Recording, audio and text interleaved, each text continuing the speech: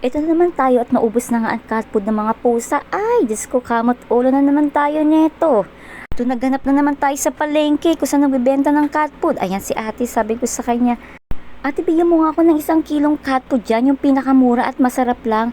Aba, nakikwentuhan kami ni ate na oo, mabenta nga daw yan dahil masarap nga.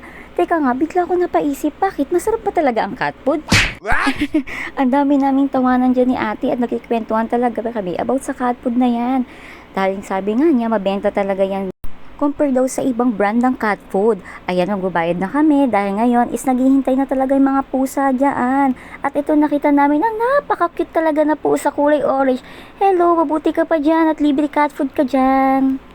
Oh, ito na ipauwi na ako at naghihintay na ang mga pusa kal na to. Tingnan mo, sinasalubong na ako pa. Tingnan mo naman, naghihintay na talaga sa akin dahil alam nila may bitbit talaga akong pasulubong nila. Dahil nga ito nga ay wala nang laman ang kanilang cat food. Diyos ko, imagine mo naman yan, mga matatakaw na yan, pero napakabait ng mga pusa na yan, nakakatuwa talaga pa may pusa kayo sa bahay. Dahil alam mo yung feeling na may sasalubong sa inyo na napaka-cute-cute na napakakulit na ang sarap lamutakin talaga. Minsan talaga hindi nagrereklamo yan kahit anong gawin mo talaga sa kanila. Kahit laruin mo sila at kulitin sila, ang babait talaga ng mga pusa na yan. Kaya nga minsan nagtataka ako bakit yung ibang tao sinasaktan ng pusa. Hindi ba nila alam ang pusa ay talagang kailangan ng pagmamahal ng tao? O sige, hanggang dito na lang. Baka saan tayo mapunta sa pagmamahala na yan. Thank you for watching.